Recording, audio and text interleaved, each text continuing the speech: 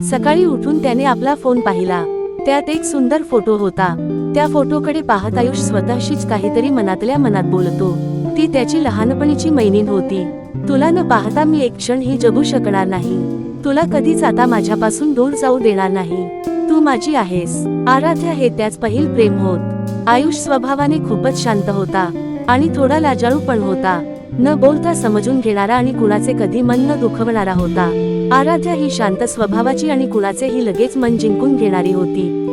ते एकमेकांचे नात्यात असल्याने नेहमी एकमेकांच्या घरी येणे जाणे होतेच. आयुष थोडा अबोल होता. आराध्या खूपच बोलकी होती. आराध्या मनोमनी त्याच्यावर प्रेम करत होती, पण आपले प्रेम दाखवत नव्हती. घरच्यांनाही त्यांची एकमेकांविषयी असलेली ओढ दिसत होती. आयुष्याला शहरात छान जॉब मिळाला होता. आराध्या कॉलेज करत होती. आयुष्याने आपल्या भावी आयुष्याची स्वप्ने रंगविली होती. आराध्या नंतर आपल्या नातेवाईकांच्या येथे शहरात आयुष्याकडे आली होती. त्यांच्याकडे मुलांच्या वाढदिवसाचा कार्यक्रम होता. आराध्याची तयारी चालू होती. तिने छान निळ्या रंगाचे कपडे घातले. त्यात ती खूपच सुंदर दिसत होती. तिच्या चेहऱ्यावरच्या हसूमुळे ती अधिकच सुंदर दिसत होती. आयुष्याला पाहून तिचा चेहरा आनंदाने फुलला होता. आराध्याची बहीण अनुमान तिला आयुष्याविषयी चिडवत होती. सर्वजण खूपच आनंदात होते. वाढदिवसाच्या सर्व कार्यक्रम उरकून गेला. आयुषचे सर्व लक्ष आराध्याकडेच होते. आयुष्याला पाहून तिच्या चेहऱ्यावर सुंदर हसू उमटले. हे सर्वजण पाहत होते. सर्वजण आनंदात होते. तो समोर येताच तिच्या ओठांवर त्याचे नाव आले. आयुषची अवस्था पण अशीच होती. तो तिची खूप आठवण काढत होता आणि सगळेजण गप्पा गोष्टी करण्यात व्यस्त होते. त्यांच्या दोघांच्या छान गप्पा रंगल्या. त्यांचे प्रेम, त्यांच्या मनात असलेली ओढ ही सगळ्यांना दिसत होती. हे त्यांच्या आईवडिलांना कळले होते. त्यामुळे आराध्याच्या आईवडिलांनी तिच्या समोर आयुष आणि तिच्या लग्नाचा विषय काढला. ती म्हणाली, नको आता लग्न विषय, मला आधी माझ्या करिअरकडे लक्ष द्यायचं आहे. नंतर मी विचार करून तुम्हाला सांगेल. सगळेच शांत झाले. आईने तिची विचारपूस केली. असं कधी होईल याची त्यांनी कल्पना केली नव्हती. आता आयुषच्या आईवडिलांना काय सांगायच, काही क्षणासाठी ते शांत झाले होते. आयुष ही विचारात पडला. नेहमी हसणारी आराध्या त्याला पाहून थोडी शांत होती. असे सगळे शांत का आहे, तो त्यांना विचारू लागला. तेव्हा त्यांनी त्याला सांगितले. त्याच्या हसऱ्या चेहऱ्याकडे सर्वजण पाहत होते, पण त्याच्या मनात थोडे दुःखही होते. आधीचे क्षण आयुष्याला आठवत होते. तो त्याच्या भूतकाळात हरवला होता. घरचे त्याला आराध्याविषयी चिडवत होते. त्याचे डोळे पाणावले होते. लगेच आपले डोळे पुसून चेहऱ्यावर हसू आणत होता, पण तरीही काहीच झाले नाही. आपण आनंदी असल्याचे तो सर्वांना दाखवत होता.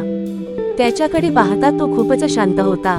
कसलेच भाव त्याच्या चेहऱ्यावर नव्हते, पण त्याच्या मनात काय चालू होते हे कुणालाच कळत नव्हते. तो मनातल्या मनात तिच्या विचारात कुठेतरी हरवला होता. तेवढ्यात आराध्याने त्याला आवाज दिला, तू ठीक आहे ना? तेव्हा तो म्हणाला, मला काय झालं, ठीक आहे मी. त्याने तिच्याकडे पाहून आपल्या चेहऱ्यावर हसू आणलं. आराध्याची बहीण अनु आली. अरे काय झालं, असा का शांत आहे? त्याला काय बोलाव सुचतच नव्हत. तिला सगळं माहित होत. तेव्हा तो तिला सांगतो, अगं चूक माझीच होती. मला वाटलं ती माझ्यावर प्रेम करते. असं मी समजलो. हो ना, किती स्वप्न पाहिली होती. जाऊ दे, काही गोष्टी आपल्या हातात नसतात. जे होईल ते होऊ दे. मनात भावनेचे वादळ उठवून तो दुःखी झाला होता आणि आपल्या मनातील दुःख लपवण्याचा प्रयत्न करत होता. आराध्याचे आईवडील तिला पुन्हा लग्नाविषयी विचारतात. तेव्हा ती त्यांना सांगते, मी त्याच्याशीच लग्न करणार, पण मला माझ्या करिअरसाठी थोडा वेळ हवा आहे. सगळे आनंदाचे तिच्याकडे पाहतात. तेवढ्यात तिला आयुष दिसतो. ती दिसताच त्याच्या चेहऱ्यावर हसू उमटते. मनातल्या मनात तो निराश असतो, कारण स्वतःला त्याने तिच्यापासून लांबच ठेवले होते.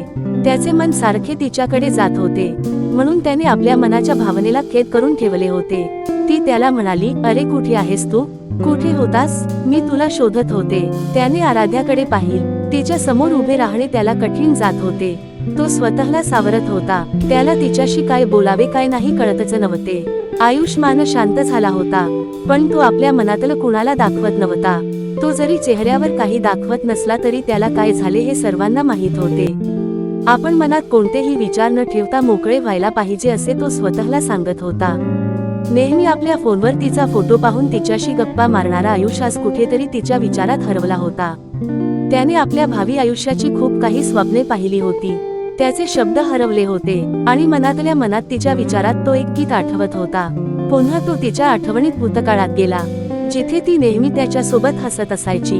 तिच्या बोलण्यात तो हरवून जायचा आणि त्याला ते तिच्या सोबतचे दिवस आठवायला लागले. तो तिच्या विचारात हरवला होता. त्याला झोप येत नव्हती. सकाळी उठला आपल सगळं आवरून तयार झाला, तर काय ती त्याला भेटायला आली होती. तिला काहीतरी काम होते. तिला काही काम असले तर त्याला कुठेतरी घेऊन जायला तिला आवडत असे.